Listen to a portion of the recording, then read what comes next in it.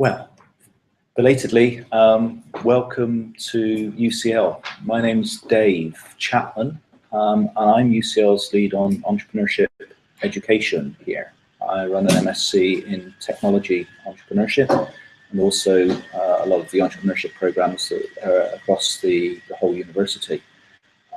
We're pleased to see so many people from other colleges in London coming along. We have a number of collaborations with you guys who you may be interested in, business plan competitions and others. So if you're interested in entrepreneurship and you want to get involved and want to engage with some of the UCL activities, you're very welcome.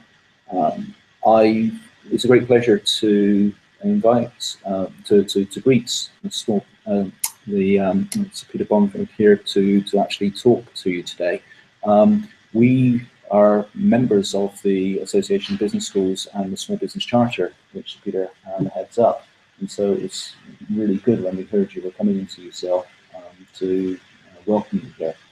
I'm going to hand over for a quick briefing here on the organisation, our hosts, but I will be around at the end for Q&A if you want to find out what UCL is doing in the area of small business support or entrepreneurial support and entrepreneurship activities.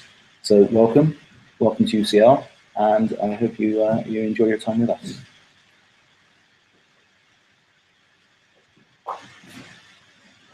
Thank you. Hello, good morning. My name is Michelle Evans, and I'm National Campaign Director for Small Business Saturday. And I wanted to just kind of give you a quick background on Small Business Saturday, just in case you are one of the very few people who is unaware of what we are.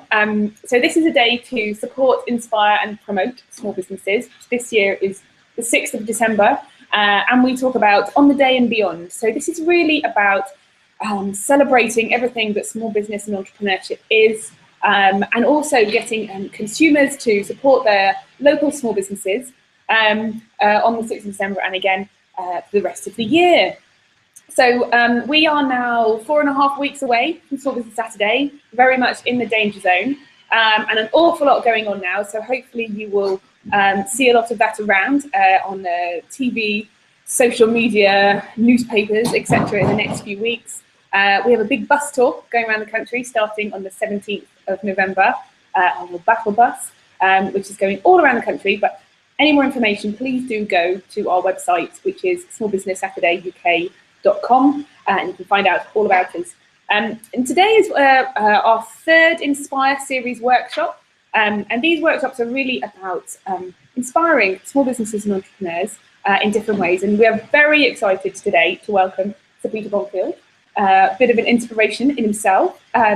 Sir Peter started out his career in Texas Instruments and then went on to become the chairman and CEO of British Telecom, with a very impressive history. I'm sure he will give you some stories as he goes along. So Peter is now chairman of the Small Business Charter, a fantastic organisation bringing small businesses and business schools together. So with no more ado, I'd like to pass over to Sir Peter. Well, thanks, Michelle, and good morning, everybody. So you heard that I started out life in big business, but I'm going to talk to you a little bit about small business as well. As Michelle said, I've been the chairman of the Small Business Charter since it was formed. And one of the things I just want to lead off with is why is all this new discussion now about small businesses the sort of flavour of the month of the day, in these days of 6th of December? You know, what is it now about small businesses? Because when I first went into business, it was all about big businesses. And most of the government attitude to R&D, employment, was all about big businesses. Well, it's interesting to see what the stats are now, just in the UK. Of the companies in the UK, excluding anything to do with the government, about 50% of all the turnover is on small businesses. About 60% of all the people employed in the non-government sector, 14 million people, are employed in small businesses. So a massive part of the economy is actually small businesses. So what's really changed over the years, where government was focused mainly on big businesses, most of the employment 20 or 30 years ago was all in big companies. And now all of that is shifting towards smaller companies. Now, big companies are still very, very important, because if you're going to design a jet engine, you'll need the sort of Rolls-Royce backup R&D. But you can still design a widget part of that jet engine if you're a small business and sell to a big business. So you need to be both supporting big businesses and small businesses. But at the moment, the shift in a lot of government attitudes is towards smaller businesses. How can you get them to grow, be more entrepreneurial? Now, what has caused that shift? I think it's interesting to see what's caused it. Then we can see what likely is the trajectory going forward. And I think there's three main things that have changed sort of over the last 25 years or so. First is that many big companies have delayed dramatically. 25 years ago, to be successful, it was all about vertical integration. You had to do everything from the start to the finish, because then you get economies of scale and you could be successful internationally. The second thing that's changed dramatically, of course, is the technology. Broadband mobile, the internet, social media, all this international reach, significantly different than it was even 10 years ago. And then the third and final thing, which I think is probably the most important really, is that people's attitudes have fundamentally changed from everybody wanting to work in big business to now a lot of people actually want to start up their own businesses. So where's all of that involved? So let me just talk to you a little bit about delayering and where some of this started. 25 years ago, if you're in the top 10 or 15 companies in the New York Stock Exchange, you on average employed more than 150,000 people. Now, if you look at the top numbers in the New York Stock Exchange, Apple, these new startup, Facebook, they'll employ 20,000 people. So they've gone from vertical integration into a very delayered structure. And one of the examples I always use is IBM. IBM, 20 odd years ago, was very vertically integrated. They made semiconductors, they designed their own semiconductors, they made computers, and they made all of the operating systems that ran the computers. Until one day they tried to get into the personal computer business. They were being outrun by Apple and some of these other companies, and they decided to outsource the design of the operating system. This was a complete revelation. Nobody had ever done it before. Everybody thought this was just incredible. And of course they outsourced it, and this little company called Microsoft in the end got the contract and owned the outsourced software. And they owned the source code of the software. That in itself changed the computer business on its head. So one little change in a big business has created this massive business. And the other example, I think, is ARM in the UK. ARM is in 95% of all of the mobile phones in the world. And you would think, why wouldn't Intel or Texas Instruments do all of that? And it was basically because 20 odd years ago, they were working on a small microprocessor for the BBC computer, working with some guys in Apple, and they decided that they couldn't afford this big microprocessor, so they're going to do a small one. And they called it a RISC, well, it was a reduced instruction set machine, which is where you've got a big microprocessor, you've got a lot of instructions, these guys could only afford a small one. And for many years, that's all it was, until a few years ago, they figured out that this magic small thing didn't consume anywhere near the power of these others, so it went into all mobile devices. So just those two examples show that what happens in terms of how the big companies have delayered and spawned off loads and loads of smaller companies. That is going to continue going forward, because you can see now a lot of the bigger companies now are still spinning off a lot of these smaller businesses. And that's one source of growth off smaller businesses as well. Second thing is technology. Obviously, you're all familiar with mobile broadband, the internet, and now social media. That has fundamentally changed how businesses operate, how they can operate more internationally. They can get hold of their customers easier. You can run things more efficiently.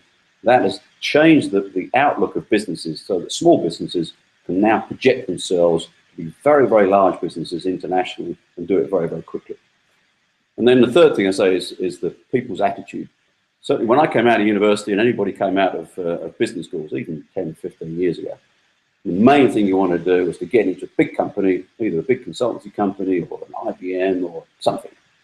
That is now changing significantly. more and more companies or people coming out of these things and don't want to go into big companies. They think, I want to get a small company. I want to start my own business. That is really different. And so when I came out of university, the people who were self-employed, everybody knew what that was. They were the folks who couldn't get a job in a proper company. Yeah. That attitude shift is now, I think, the dial has moved over towards the entrepreneurs. Entrepreneurs are now the perceived source of long-term growth rather than just big companies. So this was the idea behind the small business charter, which I'm chairman of. It actually wasn't my idea; it's the idea of Lord Young. He's an advisor to David Young on innovation, and he's had a career as mine with working in big companies and small companies, and he's been very successful in starting up a lot of his own companies. And he thought the big issue that everybody's starting up their own small businesses is it's very, very difficult. It's very easy to go from a university or a business school straight into a big corporation. If you go into IBM or Bain or one of the big consultancies, you know, your personnel is looked after, your IT is looked after, your travel is looked after, everything's looked after. You just sort of do your job. If you run a small business, how do you set up your payroll? How do you set up your IT system so it's not hacked? These are really actually quite difficult things to do when you're actually doing, you know, your main job, which was to try and get your business going. These are ancillary sort of things. So the idea was that David had was, why not get the business schools, instead of really focused on developing MBAs and just pushing them out into the banks and the big companies and the consultancies, why not get them to be involved with small businesses? A, it would help the small businesses, and B, it would help the business school graduates to get this idea about what it takes to be entrepreneurial and the difficulties of actually starting up companies from scratch. So we got this idea and took it forward. The idea was that we'd set up, we're trying to get about 80 universities, maybe 100 universities across the UK over the next 4 or 5 years to be involved in outwardly supporting small businesses. So what we've done is we've kicked this off about a year ago. We've now got 20 universities that are signed up, and UCL is one of them. And what they're going to do is to say, okay, we're now going to get engaged with small businesses, mostly within their area, but also could be nationally, and get support from the business schools into these small businesses. And the results actually are pretty impressive already. Of that little cohort of the first 20 universities that have signed up, business schools that have signed up, they've now helped about 8,000 small businesses. They've helped 800 students start up their own small businesses. And that's just starting to grow. If you multiply that then when we get our full nationwide rollout started up, this could be really quite big. And it's now being backed up by the government because the government are putting in money into this with growth vouchers and growth accelerator schemes. And this will be funneled from the government through the business schools into these small businesses. Because again, if you're starting up a small business, it's difficult to engage with a very large government department to get any funding. You can do it through one of your local business schools. So the idea is that the business schools will provide help and also be a funnel for government money into activating and helping and supporting small businesses and entrepreneurial startups.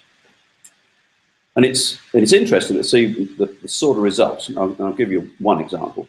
There's a little company called Tangle Teasers.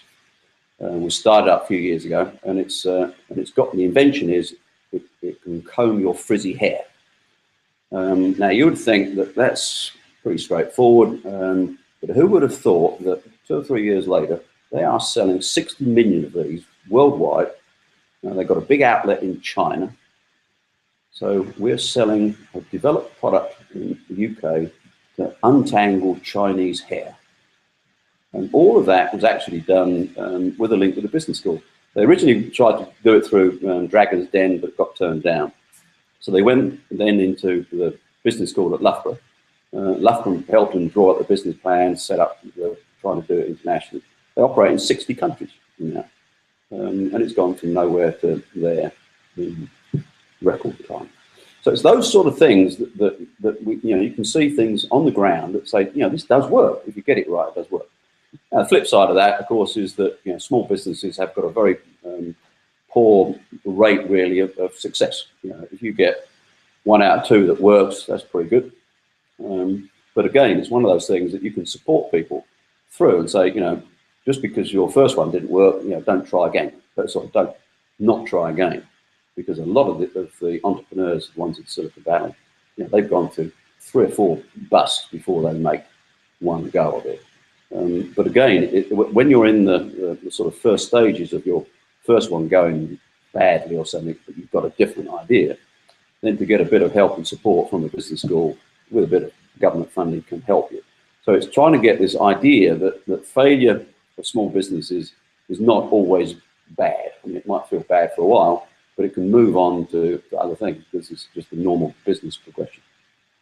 So that's the sort of end-to-end support. So getting hold of the ideas, the business school helping in terms of what they can supply with students and professional help, with some government money, and then some wraparound TLC, as it were, I guess, over the longer period. So that's what the Small Business Charter is doing. So we've been kicked off for a year. It supports and reinforces sort of things that we heard on Small Business Saturday as well, is to try and get the idea that small businesses can be a long-term generator of significant growth for a country like the UK. And it's not just all about, the big businesses have to be successful, which they do, but it's small businesses have to be successful as well, because that is where the long-term growth engine is going to be. And I think actually over the next 20, 30 years, where most of the long-term employment growth will be. So that's why I'm involved with it. As I say, I've mostly run big businesses in my career, but I'm now at a stage now where I'm involved with 3 or 4 small business startups, and I can understand exactly what they're going through. And if they can get a bit of help from some business schools, then I'm sure that they'll find it very, very worthwhile. So I'll finish my pitch there, and we'll open it up to any questions. Michelle said that you've got to watch your language. I've been insulted by the best of them, so don't worry about that. So, questions, observations. Do you think it's all wrong? Come on, you've got a question.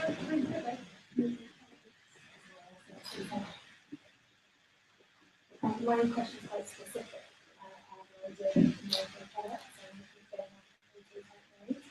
I'm looking at where I can go to get the best kind of support for that, and also reviews on obviously how you can take the sort of if it's a brand new idea, it's more like so not getting exploited by other people in process.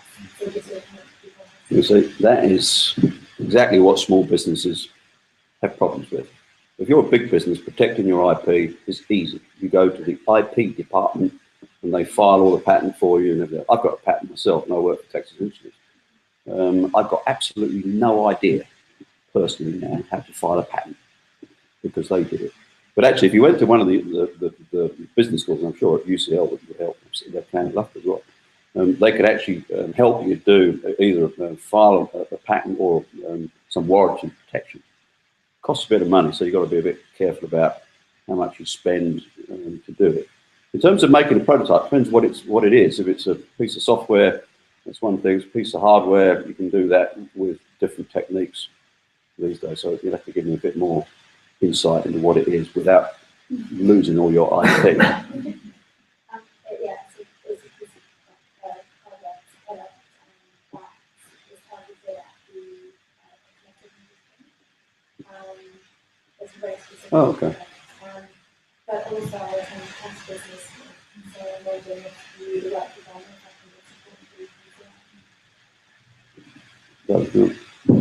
So these CAS has a good entrepreneurship group, so they're quite good. Things that we've got to is the business group and the business IP network, which is based on its costs, specific patents and trademark and consulting efforts for new business startups. And you can go your way into, I think CAS has a UTS, you can make states or hacker states. These hacker states is the feedback. Yeah, because I mean, if it's just 3D printing and that sort of stuff, there's some very, very good rapid prototyping units set up to do that. And on filing the IP, you've got to figure out, it costs you money to do it, and how much can you gain by spending that money to get to market faster and sort of get ahead of people so that you win that way rather than protecting the IP too early. Because if the trade-off is you've got this amount of money, we could do that in protecting the IP and not getting it to market fast enough, or get it to market fast enough, and then worry about the IP later.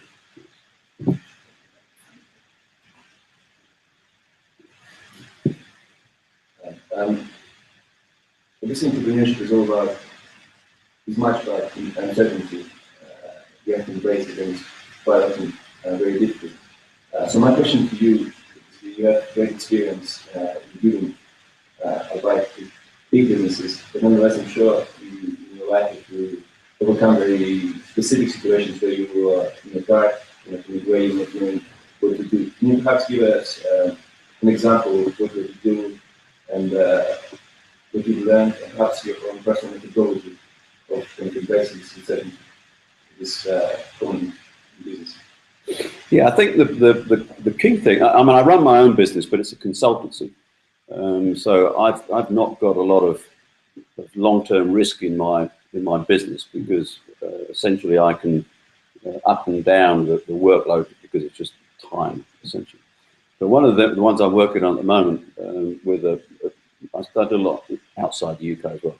So this one I'm working with a guy in the States on is a secure mobile phone, highly secure mobile phone.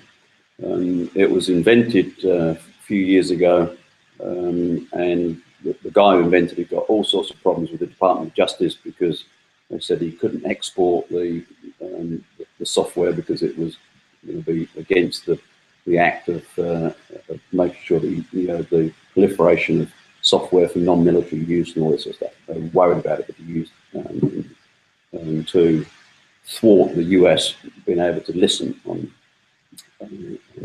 telephone conversations. Anyway, so this guy actually won his case with the DOJ and started this business up, and it was sort of going okay. And then, of course, Snowden did all these leaks, and then all of a sudden, overnight, this business is right now in the sweet spot, because everybody's worried about hacking into mobile phones. These phones are peer-to-peer, very difficult to hack into. The whole network is very difficult to hack into. But the sort of issues that they have is just, how do you finance and control such a fast-moving business? Because the guy actually runs it now is an ex-Navy SEAL. And as he said, his attributes in life is that he could kill, well, he said he could kill most people with 2 hands. It would take 1 for me, but there you go. So he was trained to do all that, but how does he then do a business case, look at the sort of volumes that they're talking about, and say, you can't do that, that's ridiculous, but you can do this sort of volume.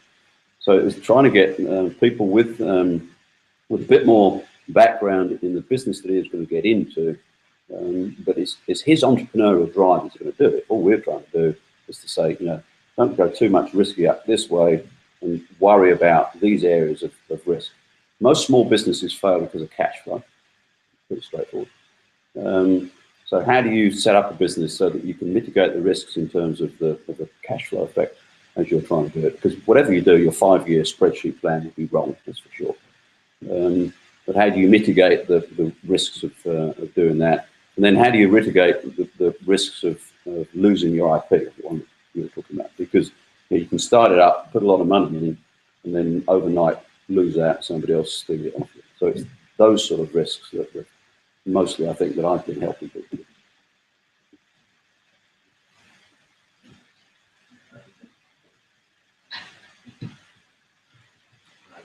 I work in an organisation that helps young people, help local to uncompetitive and start their own business.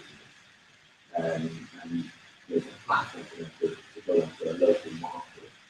What would you say would be key things to consider when starting and really down here from an idea to get into a market and really taking on from there? Well, the sort of things that actually starting up a business. Well, you need to get somebody who can just do the basics of helping you out, the payroll and tax and the finances, because you don't want to do that. There are small companies now that would specifically do that for smaller businesses, and I would always encourage everybody to try and to get somebody else to do that, so that you can concentrate on trying to run the business. It's the sort of thing, if you get it wrong, if you get your payroll wrong, if you get your tax filing wrong, it completely screwed up from the start. So trying to get some help on that. I think the other thing is to really see if you can get some free or local help on setting up the IT systems. We were talking earlier about, everybody needs a web and web access and all the stuff that to project your new business into a wider sphere. You need all of that stuff. Now, sometimes that can be very, very expensive if you go to an external company. If you've got a friend or a friend of a friend who can do that, who's got access to a student who can do it, somebody can design a website, get it up and running, do it relatively inexpensively. So that from the outside, you project yourself as a larger business than you really are, because you can do anything like that on the web. But you've got to make sure that it does work. It's not hacked. Well, it's hackable, but it makes it a bit more difficult to hack, all those sort of things. And if you can do that, then you can say, okay, well, I've got my projections going that way. I've got my basics of somebody just doing my accounts and my payroll, so I can then concentrate on my business. And the first thing to concentrate on is to make sure you don't run out of cash. Got any questions on Twitter? So a student asked you, do you think value entrepreneurship enough in the UK, and should it be made schools to promote it? Well, I think by and large, no, we don't. But what you're doing, what Small Business Charter, and now what a lot of the business schools and entrepreneurial sections of business schools are doing, are promoting it. I think it's one of those things that when people look at role models and they say, well, it's Steve Jobs and it's Bill Gates and these sort of things as entrepreneurs. There are loads and loads of entrepreneurs in the UK. But we haven't promoted them as much. But I think that's starting to change. And I think with these sort of events, what you're doing, what Small Business Charter is doing, what most universities are doing, the Shoreditch stuff and all this, it is going to take off. And I think what I said earlier, the third thing is, I think that society has shifted, that it's not bad to work for yourself anymore, whereas, if you work for a big company, it was okay. I think that society has shifted now, and a self-employed entrepreneur is regarded, but getting better. Another one from the internet, that's okay. What more can be done to assist and encourage UK small businesses to grow internationally? Well, I think they need to understand how they can exploit the power of the net in terms of their international reach.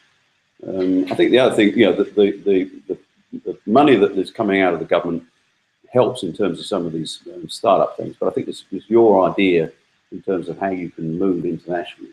But the example I gave on the Tangle teaser stuff, if you can get linked with a business school that has links internationally, they know the types of issues that they're going to face if you're dealing with China or India, then that can be very, very helpful indeed.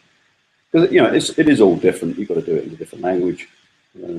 How you position yourself on a Chinese website is different from an American one. But there are people who now know about that and can help you. And most of them, but not all of them, but a lot of them are in business schools.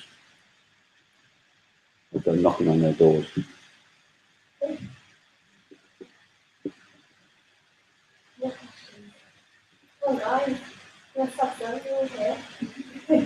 Who actually, which one of you, who fancies starting up their own business?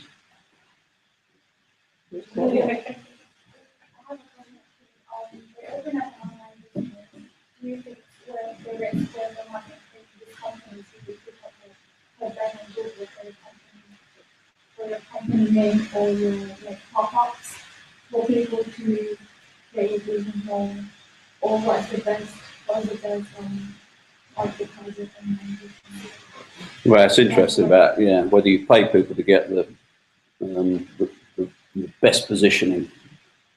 I guess to a certain extent, you've got to play the game, and it is a game. Everybody knows that. You know, to try and get on top of the Google list and everything else, and how you manipulate that. It comes back. I think I'd get a good IT person if you can, maybe on loan from a business school or something, who knows how to do that. If it is something that you can do that doesn't cost a lot to get the pop-ups higher up the list, or at least your website that comes up top of the list if you Google or any sort of search engine you go into, that you get higher up, it definitely does work, because people are a bit lazy. They don't go down long lists. They go down short lists. But it, it depends how much it is. So, how do you identify good idea financially viable? impossible. You don't know. You got really no idea. I mean, the sort of things that I've been told in my life are impossible.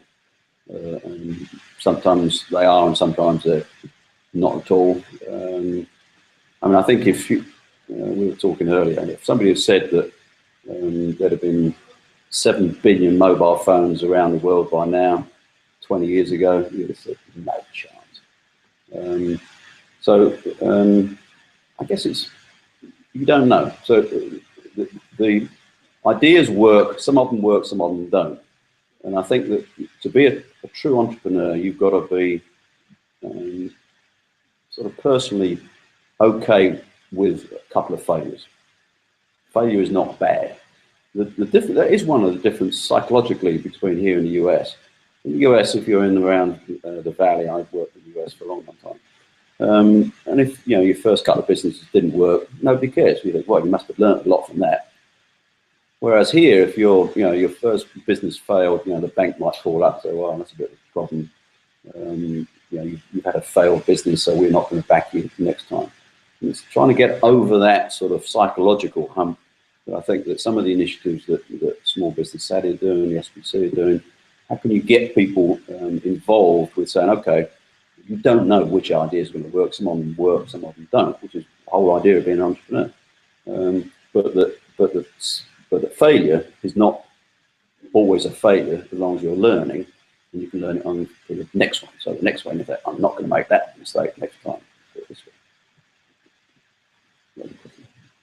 How do you eliminate that fear from people thinking about taking on business? I think a lot of it is just They want to, but then they think, oh, I don't think it's viable, I'm too scared. yeah. But you know that they probably can do it, maybe. That's why I say I think that a link with somebody else who's a buddy, a link with a local business school or a local university or something you can go and just have a chat to us about the risks. What am I doing? Is this likely to work? If it doesn't work, will you help me do it again? Sort of thing. It's getting on all these things. It's getting going. The first one is always the most difficult, and then after that you can get it going. But it's always a lot easier if you're in a cluster of people who are doing similar sorts of things. And that's what the business schools are really trying to do. Because if you've got 4 or 5 startups or 10 startups within your little region that you're working at, you can get together and say what works, what doesn't work. These are the risks. Don't talk to the bank that way, talk to it this way. That, I think, is the self-supporting mechanism. And that's what you have in Silicon Valley. You've got this enormous cluster of expertise that you can go to and say, I've got this idea, tell me who to go to the financing, who to go to the tech, who's going to do my website, do this. And they just say, right, do this, and this. It's all within about 20 miles drive, which actually on Route 101 might be a couple of hours. There you go. But we're trying to do that sort of thing now more within the UK, associated with the clusters around the universities or the business schools and that Shoreditch cluster. Clusters work. The Cambridge cluster clearly does work. And I think a lot of it is just this reinforcing thing that says, go for it. It might not work, but these are the sort of things that you worry about. And don't worry about failure, because I failed once or twice before, and this is what I did, so move on. If you're trying to do it all by yourself, with no sort of support, or you've never done it before, that's a tough ask.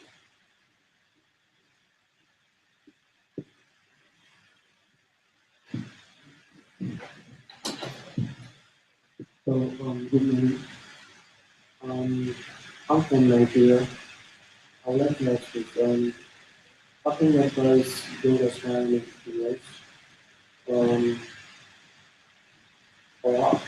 basically, I'm thinking of where I'm from.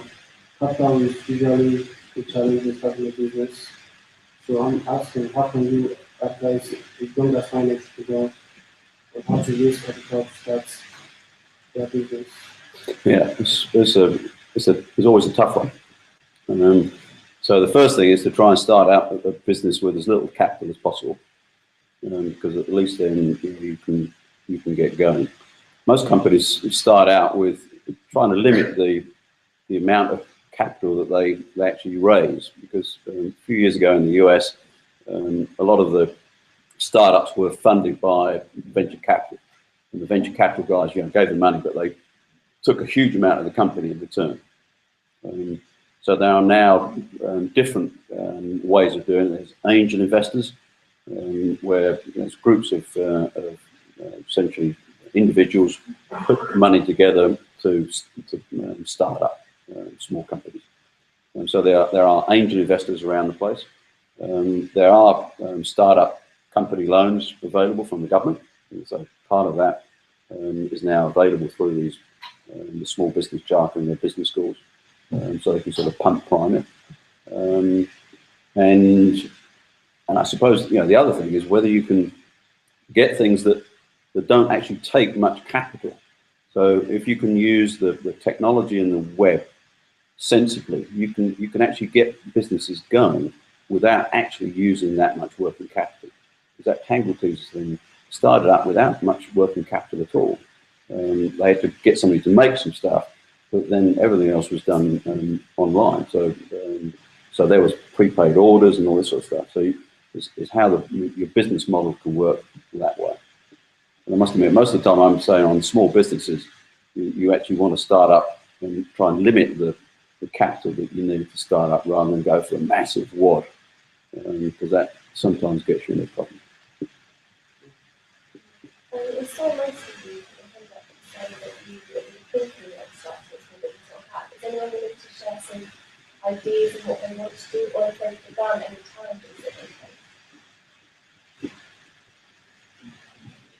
Mine is not exactly traditional being an entrepreneur. It's more about being a social entrepreneur and working on this project back in my home country in Nepal.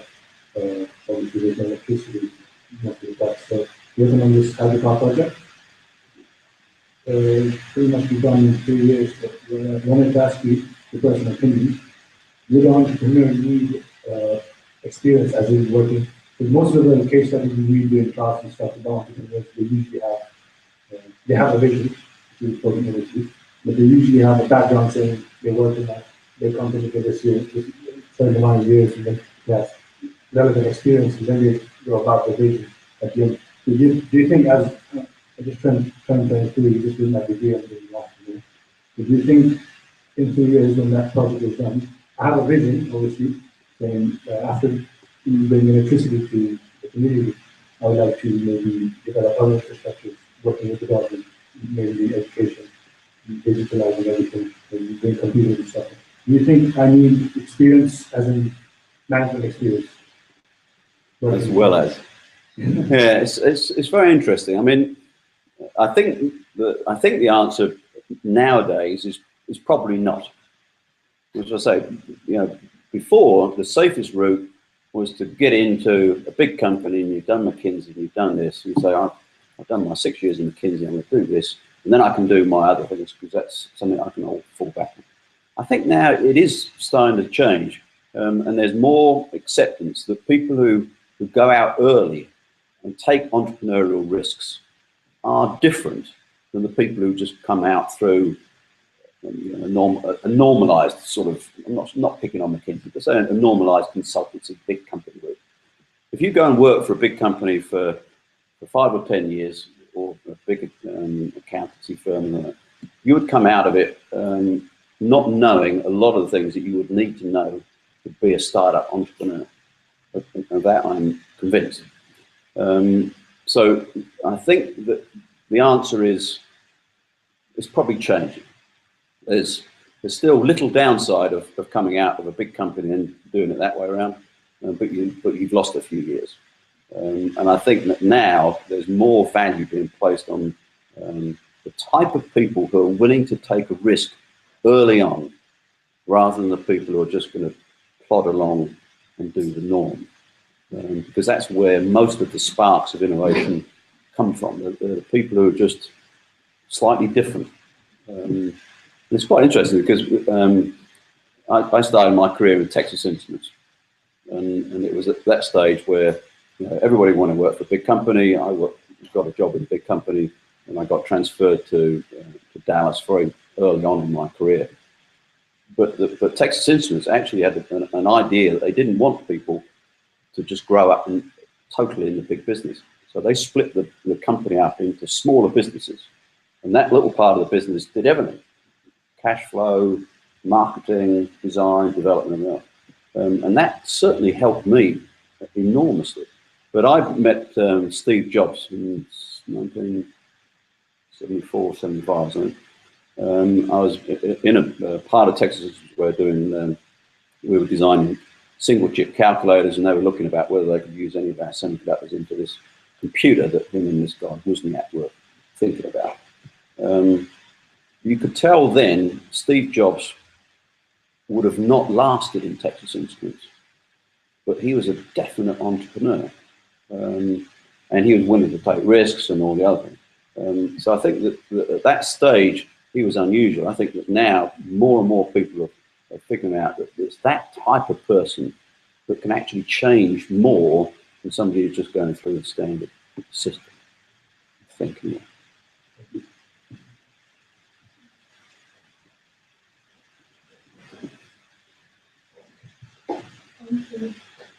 Maybe just a question this here. I remember one business the other speaking, I talked to my friend was and we were doing these startups, and he told us that if you have an idea how to, as many people as you know, to get ideas from this, to have the ideas from other people and to make your idea better. So now I have an idea, but every time I want to tell someone about it, it's ready to market research because it can't be students. I think that maybe they will steal my idea, or maybe they can do better. So what really should I take? Or that if you not say that I can't, I have to say that ideas. What really do I follow? I think it's the same question. My advice is just do it. In the end, if somebody's going to steal your idea, then you can never really stop that. So the thing that you've got is speed of understanding and speed to marketplace. So the idea that you just talking to people, they're all going to steal your ideas and get going with it, is probably not going to happen. Mostly it doesn't happen that way, because you're the driver. You've got the idea. You can move faster than anybody else. And I say a lot of people that I advise now on getting things going, I say that the key thing to do is to move as fast as you possibly can. Maybe the IP you can catch up later, but to try and do everything as a big company would do, which is to lock in the IP and make sure that nobody else could steal it before you get on with it.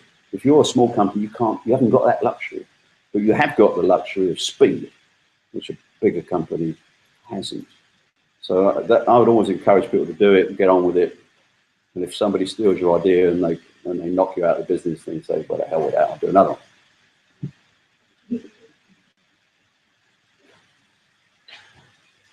Another question from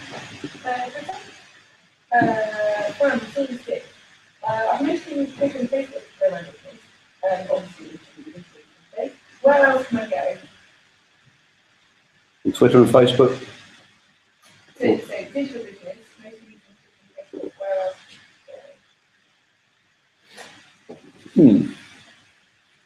Now that I would ask somebody a lot younger than me. So what do you folks use these days to communicate? Instagram? Yeah.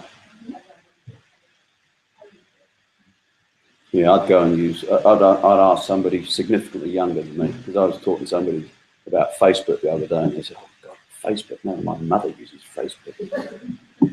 Not knocking Facebook. Also,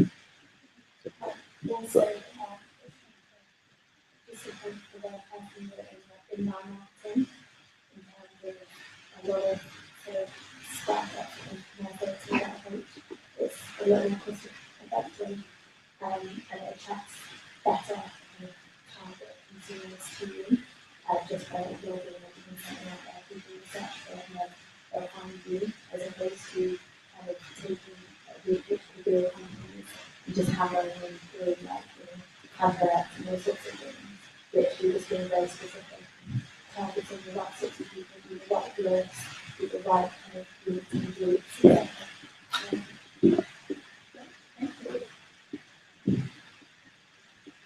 Anyone want to say?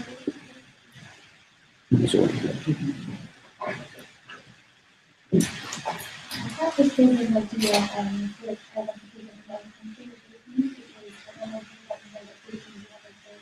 Tourists quite nowadays. I have this idea like because I work as a consultant as well, providing these applications. So tourists, I provide a tourist visa for foreigners, but most of the foreigners are just new to applications. So instead of that, I want to provide this say itinerary for these people who want to go to the Philippines because tourists tend to go to the Philippines not knowing that they have loads of local attractions that they don't actually know that they can go into. So I had the idea of putting up a company that will give criminal tourist guides to the tourists and providing them not only the well-known tourist attractions in the Philippines but as well as the local attractions. But then 2 years ago when I went home, I went into that place where I wanted to go to the business. There's actually a business is doing that. So do you think it's still a good idea when you open that business, but find something unique that can attract more customers? Is it legal? And do you think it will still work? Because I would open up the same platform of that business, but my idea is I wanted to find something that is unique that might attract more customers.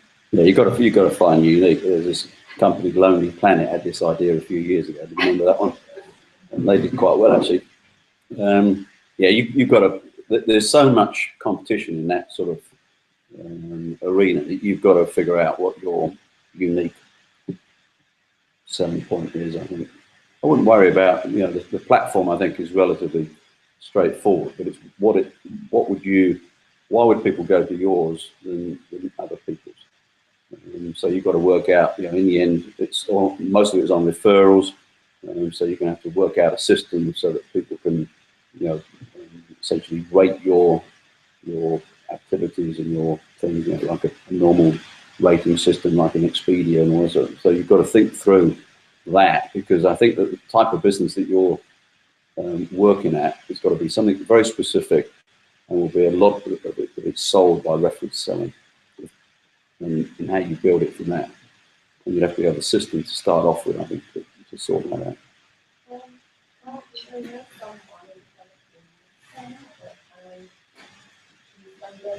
won an award.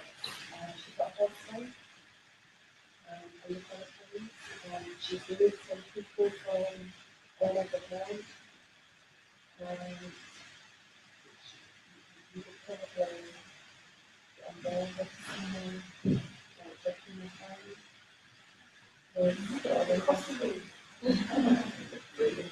Yeah. Well, contacts are still a great way of working things through, a lot of white space goes to contacts. That's what I'm looking for these surveys.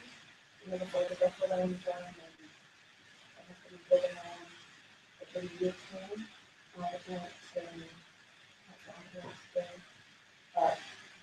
types of products? Oh,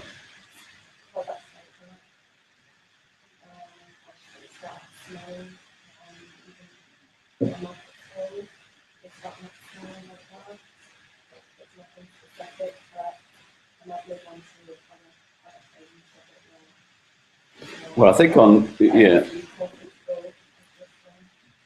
I think on those sort of things, that you know, that is where the technology can work pretty well now, because you know, you maybe started up small, but you know, Scottish, and to do with the sort of Scottish idea, you know, just don't keep it into this little island. There's more Scottish supporters in the US than I think in this whole of this island.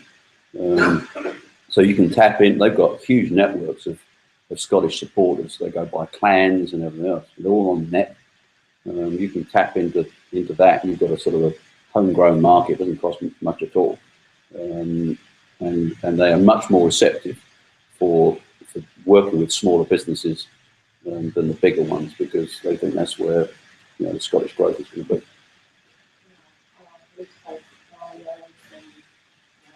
You know, but you can do that. You tell them, you know, supply me these kilt and I'll sell you 10 million of them. And if you're talking about starting small and say networking and present market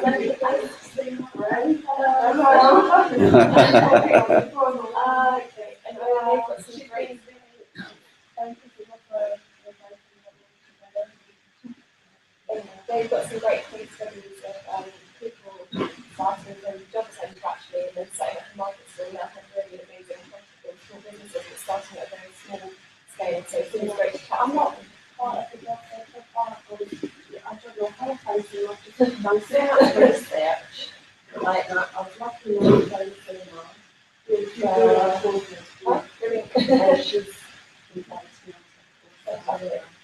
Great. Collaboration. Yeah, network as well. You need a network. We're about out of time now. Okay. Do you have any words to wrap up? No, I think that's an interesting discussion. I think that the world has shifted. So from the big companies where it all went, government policy, R&D, students, graduates, and everything else. That is now shifting towards much more into the small business, entrepreneurial, startup area. You still need big business, as I said before, but that's not going to be the dominant growth engine over the next 10 or 15 years. It's going to be smaller companies using the networks, using the technology, being more international and being entrepreneurial. And I think actually, looking back on it, it's probably better fun. So enjoy it, that's the main thing. And if you make money out of it, thanks.